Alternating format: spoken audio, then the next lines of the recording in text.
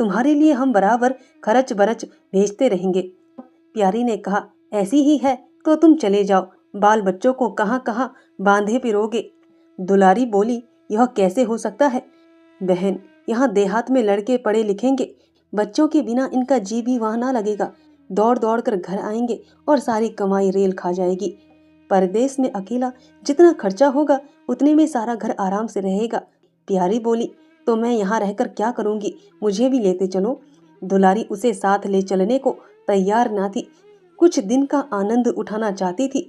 अगर परदेश में भी यह बंधन रहा तो जाने से फायदा ही क्या। बोली, बहन तुम चली तो क्या बात थी, लेकिन फिर यहाँ का कारोबार तो चौपट हो जाएगा। तुम तो कुछ न कुछ देखभाल करती ही रहोगी। प्रस्थान की तिथि के एक दिन पहले ही राम प्यारी ने रात भर जागकर हलवा और पूरियां पकाई। जब से इस घर में आई कभी एक दिन के लिए अकेला रहने का अवसर नहीं आया। दोनों बहनें सदा साथ रही।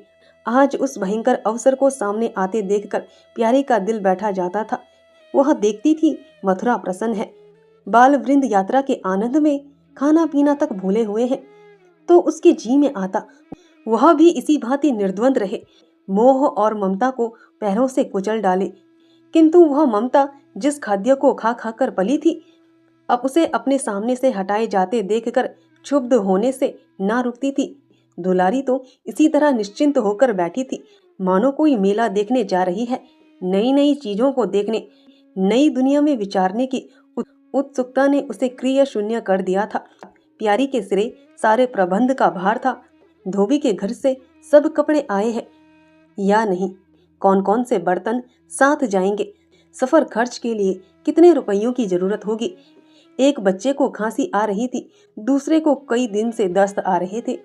उन दोनों की औषधियों को पीसना कूटना आदि सैकड़ों ही काम व्यस्त किए हुए थे। लड़कोरी न होकर भी वह बच्चों के लालन पोषण में दुलारी से कुशल थी। देखो, बच्चों को बहुत मारना पीटना मत, मारने से बच्चे जिद्दी या बेहैया हो जाते हैं। बच्चों के साथ आदमी को बच्चा बन जाना पड़ता है। जो तुम चाहो कि हम आराम से पड़े रहे और बच्चे चुपचाप बैठे रहे, हाथ पैर ना हिलाएं, तो यह नहीं हो सकता। बच्चे तो स्वभाव के चंचल होते हैं, उन्हें किसी न किसी काम में फंसाए रखो। धेले का खिलौना 1000 घुड़कियों से बढ़कर होता है। दुलारी इन उपदेशों को इस तरह बेमन होकर सुनती थी मानो कोई सनक कर बक रहा हो। विदाई का दिन प्यारी के लिए परीक्षा का दिन था। उसके जी में आता था कहीं चली जाए जिसमें वह दृश्य देखना ना पड़े। हाँ, घड़ी भर में यह घर सूना हो जाएगा। वह दिन भर घर में अकेली पड़ी रहेगी, किसी से हंसेगी बोलेगी। यह सोचकर उसका हृदय कांप जाता था। ज्यों ज्यों समय निकट आता था उसकी वृत्तियां शिथिल होती जाती थी। वह कोई काम करते करते जैसे खो जाती थी और अपलक नेत्रों से किसी वस्तु को ताकने लगती।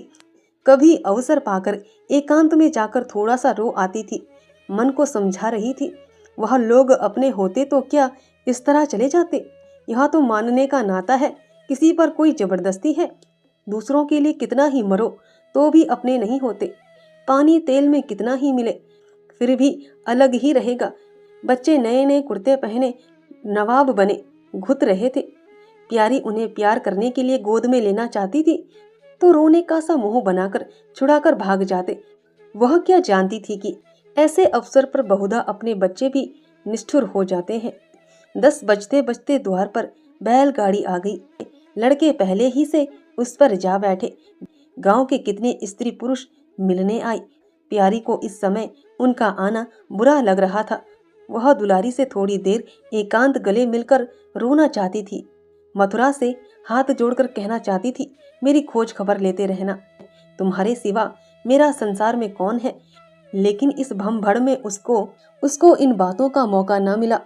मथुरा और दुलारी दोनों गाड़ी में जा बैठे और प्यारी द्वार पर रोती खड़ी रह गई। वह इतनी वेहवल थी कि गांव के बाहर तक पहुंचने की भी उसे सुद्धि ना रही। कई दिन तक प्यारी मूर्छित भी पड़ी रही। न घर से निकली, न चूल्हा जलाया, न हाथ मुंह धोया। उसका हलवाहा जोखू बार बार आकर कहता, मालकिन उठो, हाथ मुंह धो, कुछ खाओ पियो, कब तक इस तरह पड़ी रहोगी। इस तरह की तसल्ली गांव की और स्त्रियां भी देती थी, पर उनकी तसल्ली में एक प्रकार की ईर्ष्या का भाव छिपा हुआ जान पड़ता था। जोखू के स्वर में सच्ची सहानुभूति झलकती थी। जोखू कामचोर, बातूनी और नशेबाज था। प्यारी उसे बराबर डांटती रहती थी। एक दो बार उसे निकाल भी चुकी थी, पर मथुरा के आग्रह से फिर रख लिया गया था। आज भी जोखू की सहानुभूति भरी बातें सुनकर प्यारी झुंझलाती, यह काम करने क्यों नहीं जाता, यहाँ मेरे पीछे क्यों पड़ा हुआ है। मगर उसे झड़क देने को जीना चाहता था। उसे उस समय सहानुभूति की भूख थी।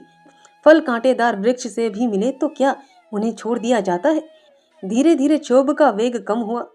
जीवन में व्यापार होने लगे। अब खेती का सारा भार प्यारी पर था। लोगों ने सलाह दी, एक हल तोड़ दो और खेतों को उठा दो, पर प्यारी का गर्व यूं ढोल बजाकर अपनी पराजय स्वीकार ना करता था। सारे काम पूर्ववत चलने लगे।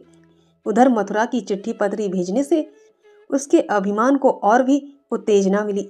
वह समझता है मैं उसके आसरे बैठी हूँ। उसके चिट्ठी भेजने से मुझे कोई निधि न मिल जाती। उसे अगर मेरी चिंता नहीं है तो मैं कब उसकी परवाह करती हूँ। घर में तो अब विशेष काम रहा नहीं। प्यारी सारे दिन खेती बाड़ी के कामों में लगी रहती। खरबूजे बोए थे, वह खूब फले और खूब बिके। पहले सारा दूध घर में खर्च हो जाता था, अब बिकने लगा। प्यारी की मनोवृत्तियों में ही एक विचित्र परिवर्तन आ गया। वह अब साफ कपड़े पहनती, मांग चोटी की ओर से भी उतनी उदासीन ना थी। आभूषणों में भी रुचि हुई। रुपये हाथ में आते ही उसने अपने गिरवी गहने छुड़ाए और भोजन भी संयम से करने लगी। सागर पहले खेतों को सींचकर खुद खाली हो जाता था, अब निकास की नालियां बंद हो गई थी। सागर में पानी जमा होने लगा और उसमें हल्की हल्की लहरें भी थी। खिले हुए कमल भी थे। एक दिन जोकू हार से लौटा तो अंधेरा हो गया था। प्यारी ने पूछा, अब तक वहां क्या करता रहा? जोखू ने कहा, 4 क्यारियां बच रही थी, मैंने सोचा 10 मोट और खींच दूं। जोकू अब कुछ दिनों से काम में मन लगाने लगा था। जब तक मालिक उसके सिर पर सवार रहते थे वह हीले बहाने करता था। अब सब कुछ उसके हाथ में था। प्यारी सारे दिन हार में थोड़ी ही रह रही थी, इसलिए अब उसमें जिम्मेदारी आ गई थी। प्यारी ने लोटे का पानी रखते हुए कहा, अच्छा हाथ मुंह धो डालो। आदमी जान रख कर काम करता है, हाय हाय करने से कुछ नहीं होता। खेत आज न होते कल होते, क्या जल्दी थी। जोखू ने समझा प्यारी बिगड़ रही है। उसने तो अपनी समझ में कारगुजारी की थी और समझा था तारीफ होगी, यहाँ आलोचना हुई। चिढ़कर बोला, मालकिन दाहिने बाएं दोनों ओर चलती हो, जो बात नहीं समझती हो उसमें क्यों कूदती हो। कल के लिए तो उचवा के खेत पड़े सूख रहे हैं। आज बड़ी मुश्किल से कुआं खालिद हुआ। सवेरे में पहुंचता तो कोई और आकर न छेक लेता, फिर अठवारे तक राह देखनी पड़ती, तब तक तो सारी ऊक विदा हो जाती। प्यारी उसकी सरलता पर हंसकर बोली, अरे तो मैं तुझे कुछ कह थोड़ी रही हूँ पागल। मैं तो कहती हूँ कि जान रख कर काम कर, कहीं बीमार पड़ गया तो लेने के देने पड़ जाएंगे। जोखू, कौन बीमार पड़ जाएगा? मैं 20 साल में कभी सिर तक तो दुखा नहीं। आगे की नहीं जानता, आगे की नहीं जानता, कहो रात भर काम करता रहूं। प्यारी, मैं क्या जानूं, तुम ही अंतरे दिन बैठे रहते थे और पूछा जाता था तो कहते थे ज्वार आ रहा था, पेट में दर्द था। जोकू झेंपता हुआ बोला, वह बातें जब थी जब मालिक लोग चाहते थे कि इसे पीस डाले। अब तो जानता हूँ मेरे ही माथे है, मैं न करूंगा तो सब चौपट हो जाएगा। प्यारी, मैं क्या देखभाल नहीं करती? जोखो, तुम बहुत करोगी 2 बैर चली जाओगी, सारे दिन तुम वहां बैठी नहीं रह सकती। प्यारी को उसके निष्कपट व्यवहार ने मुग्ध कर दिया। बोली, तो इतनी रात गए चूल्हा जलाओगे? कोई सगाई क्यों नहीं कर लेते? जोखो ने मुंह धोते हुए कहा, तुम भी खूब कहती हो मालकिन, अपने पेट भर को होता नहीं, सगाई कर लूं, 1.25 सेर खाता हूँ, 1 जून पूरा 1.25 सेर, दोनों जून के लिए 2 सेर चाहिए। प्यारी, अच्छा आज मेरी रसोई में खाओ, देखूं कितना खाते हो। जोखू ने पुलकित होकर कहा, नहीं मालकिन, तुम बनाते बनाते थक जाओगी। हाँ, आध आध सेर के 2 रोटा बनाकर खिला दो तो खा लो। मैं तो यही करता हूँ, बस आटा सान कर 2 लिट बनाता हूँ और उसे और उपले पर सेक लेता हूँ। कभी मट्ठे से, कभी नमक से, कभी प्याज के साथ खा लेता हूँ और आकर पड़ा रहता हूँ।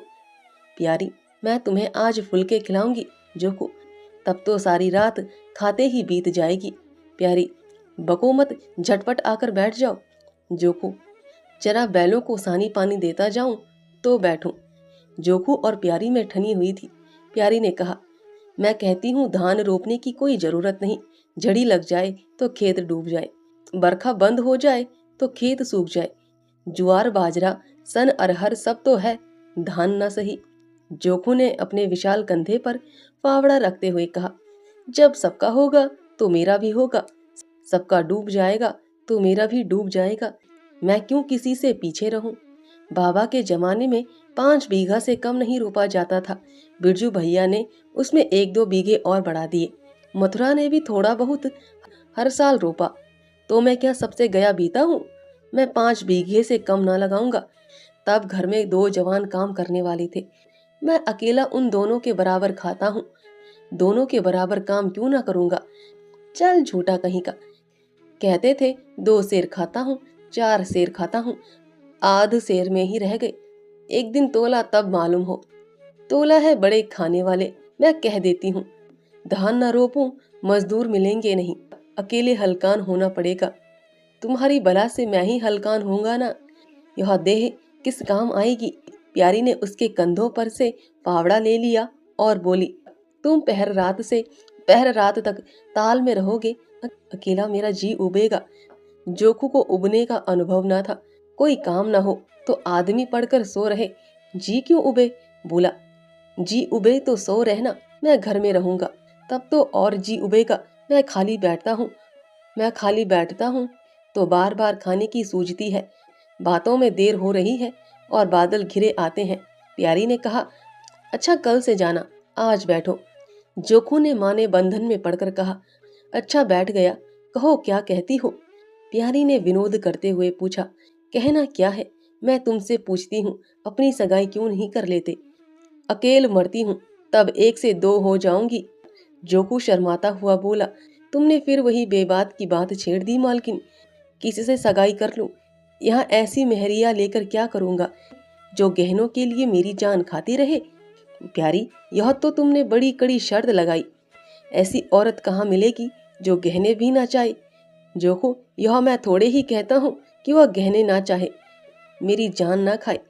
तुमने तो कभी गहनों के लिए हट ना किया, बल्कि अपने सारे गहने दूसरों के ऊपर लगा दिए। प्यारी के कपोलों पर हल्का सा रंग आ गया। बोली, अच्छा और क्या चाहते हो? जोखू, मैं कहने लगूंगा तो बिगड़ जाओगी। प्यारी की आंखों में लज्जा की एक रेखा नजर आई। बोली, बिगड़ने की बात कहोगे तो जरूर बिगड़ूंगी। जोखू, तो मैं ना कहूंगा। प्यारी ने उसे पीछे की ओर ठेलते हुए कहा, कहोगे कैसे नहीं, मैं कहला के छोड़ूंगी। जोखू, मैं चाहता हूँ कि वह तुम्हारी तरह हो, ऐसी ही गंभीर हो, ऐसी बातचीत में चतुर हो, ऐसा ही अच्छा पकाती हो, ऐसी ही किफायत हो, ऐसी ही हंसमुख हो। बस ऐसी औरत मिलेगी तो करूंगा नहीं, इसी तरह पड़ा रहूंगा। प्यारी का मुख लज्जा से आरकत हो गया। उसने पीछे हटकर कहा, तुम बड़े नटखट हो, हंसी हंसी में सब कुछ कह गए। धन्यवाद दोस्तों, आशा है आपको यह कहानी पसंद आए।